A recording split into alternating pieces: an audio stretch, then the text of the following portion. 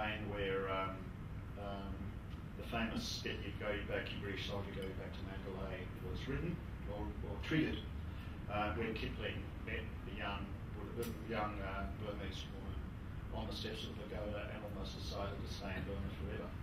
Went back to England, and some rainy winter later that year he wrote a poem which has become probably his most famous poem of the East. On the right, again, I can't see it very easily, but there is a monk with his iPad checking the carving of a Buddha image in a foundry near Amapura, near Mandalay. We ended up taking pictures of each other on our iPads. There was sort of intercultural interaction around technology.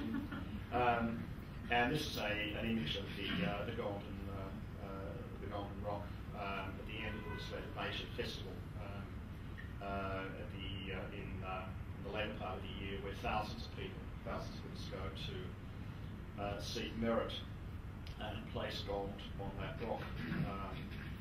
Europeans have to be carried up or walk up. The locals get a ride up in a truck. It's a very interesting economy that operates there. Anyway, that's by the by. So you can see it is a very rich, colourful, diverse, intense place, and spirituality is very, very much part of people's lives. So religion and identity are very closely tied together. So if we look briefly then at the colonial legacy of Burma, we've got the British moving in 3 times. They hit the country until they finally got the lot. They introduced English as the administrative language, which is extremely important. It replaced all the other indigenous languages as the language of commerce and administration. And they brought in large numbers of people from India and from Bengal, particularly, as part of that process. The Burmans, as I suggested, were relegated to lesser positions in the organisation of the state and industry, and Christianity became quite widely taken on board by the ethnic nations. Islam, which had been in that area for at least 900 AD, was a fairly widespread religion, not by no means a large proportion, but quite widely spread. And there were and are Muslims all over the country from many different sources, some of whom are recognised as indigenous and some of whom are not.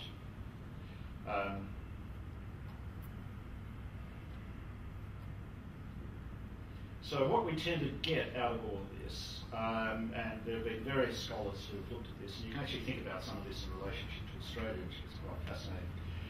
British colonialism typically had a particular sort of outcome which was different to French colonialism, Italian, Belgian, or anywhere else. I'm not necessarily saying better or worse, just different. In the British context, the British were heavily involved in the creation of oppositional communal identities. That is, they would usually try to solidify what were fairly diffuse identities and then administer them as separately constructed. And the Burmese government has learnt and worked on that and intensified that.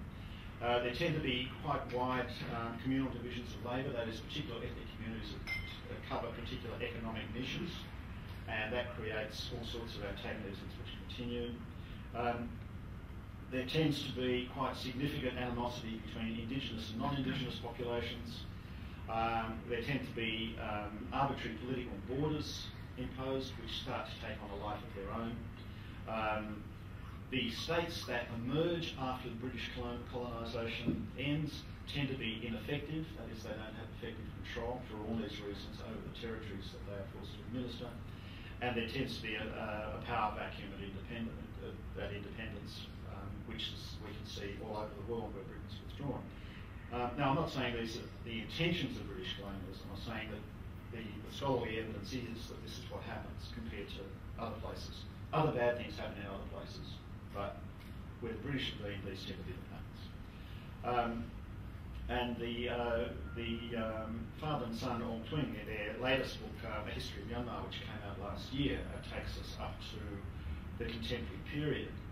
and is essentially a defence of the Burma position on the whole history of Burma. Say, with the common enemy British gone, the fissures that had divided Burmese society for years once more appeared, so that one had only oneself with whom to fight. And one of the big fights was who is oneself, and that's really the theme that I now want to move quickly onto, because I know my time is running away very quickly. Okay, so we begin then with the 1947 Constitution of the Union of Burma, a conference at Panglong which Aung San initiated, created essentially the deal of the Union, which was the national minorities would have 10 years to taste it, and if they didn't like it at the end of 10 years they could withdraw from the Union. He was then assassinated, not necessarily for that reason, but he was, and that created then immense instability and the beginnings of essentially of civil wars and rebellions which continued throughout and continue throughout Burma. In 1962, that is more than 10 years out, both the Shan and the Kaya invoked their right to secede because of what had been happening to them under the regime, and in order to prevent that, the army triggered a coup, the main argument being that any federation form of government in Burma would mean ultimately its disintegration, and the army wanted to keep it together, so that was the end of that. There had also been attempts to have Buddhism declared the state religion, and that had also intensified many of the issues. In the period after the army coup, which was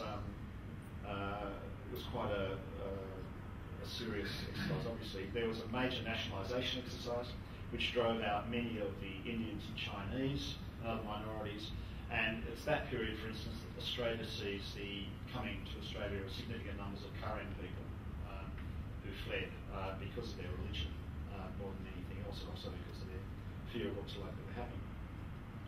There was then a whole series of attempts to work out what the state would look like. It moved away from Buddhism, and then it went back to Buddhism.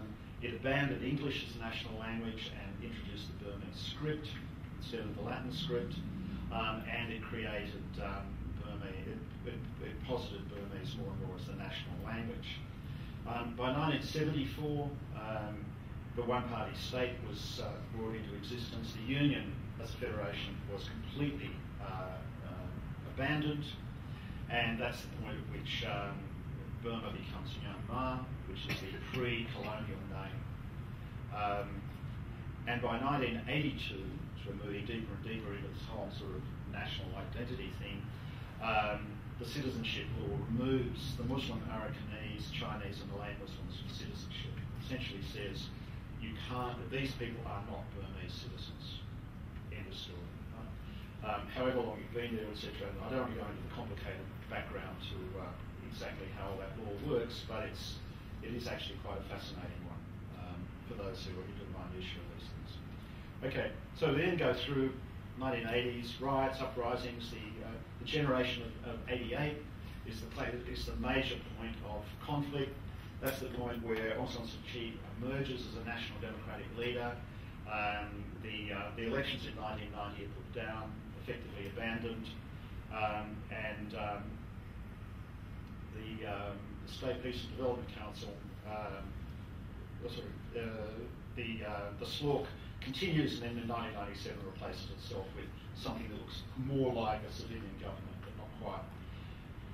And from that point on, we start to see again the renewed attacks on Muslims, particularly after the destruction in Bamyan of the Buddhist statues by the Taliban, and after 9/11. It's very complex. Then we keep going. There's various ceasefires. 2007, we see the so-called Saffron Revolution, which is really the turning point coming back now towards a more democratic environment. The government's relationship with the Buddhist structures splits. So there's one group of Buddhists who become very much more democratic, cosmopolitan and liberal in their focus, and one group who become much more rigid, extreme, and locked in with the military. And that's part of what we've got at the moment. Change in the constitution, attacks on the Rohingya in western Rakhine State, which happened previously, and then we start to see the attempt, as the government starts to move towards a democratic or a more democratic, peaceful thing to do with economic development more than anything else. 19 ethnic armed groups are brought together to negotiate for a total ceasefire and the end of the civil wars and movement towards a much more democratic thing, and recognition of that diversity. And then last year things start to go pear-shaped again. The conflict around Rohingya intensifies, and then earlier this year, as you know, uprisings in the attacks in the centre of near Mandalay in Maktila by groups against Muslims, and a fair amount of fighting backwards and forwards on all sides. So it's now a very complicated situation. Some of it's moving towards ethnic peace, and some of it's working towards ethnic conflict. Now I now want to move quickly. There's just a little thing that shows you all the different groups, and there are lots and lots of them. Armies coming and going all over the place, appearing and disappearing, splitting, like the Karen are split now between the Buddhists and the Christian Karen, etc., etc. So it's all very complicated, and I don't want to go into the deal. I've already mentioned the stuff around citizenship, so I'll move on from that. Okay, so most recently what we've got is intimidation and attacks on Christians have been a fairly continuing part of the story in Myanmar for many years. It's tied up with rebellions, the independence movements, tensions, a lot of cross-burning, a lot of attacks on churches, a lot of refugees fleeing Myanmar for refuge all over the place. Some mainly towards the east into Thailand and so on. There's said to be something like 2 to 3 million Myanmar citizens currently working in Thailand who are there either as workers or as refugees. The Rohingya people are all over the planet as well, from Saudi Arabia, the Emirates, Australia. Many of them, as you know, are in camps in Malaysia. I mentioned that the Tencent government is trying to resolve many of these issues around peace talks, but there is this resurgence of Buddhist nationalism, which is extremely concerning. And those two YouTube clips, if people want to go and look at them later on, will take you into conversations with one particular monk who's been particularly excited about the whole thing. It was released from jail last year and has decided that he's really on the warpath now.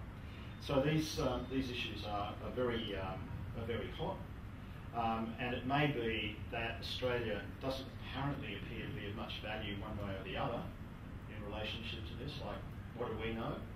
We're so different, we're nice and calm and all the rest of it. But it seems to me that there are a number of lessons that we can learn, that we can gain from our own history and story, which might be valuable in conversations in relationship to Myanmar. The three key issues that I've been able to identify. Firstly, in a culturally diverse society, human rights and human rights education is crucial, especially where there's been conflict. If you don't place human rights as a central part of the national narrative, that is, we are a people who believe in human rights, then you don't believe in human rights, you're not saying the words, you're not performing the actions, and conflicts which are generated by the destruction of human rights or the denial of human rights really begin to poison what's going on. Secondly, citizenship has to be inclusive, and this again is one of the very, very difficult things to work through. And people of goodwill talking about Myanmar have two completely different positions on this, and both of them are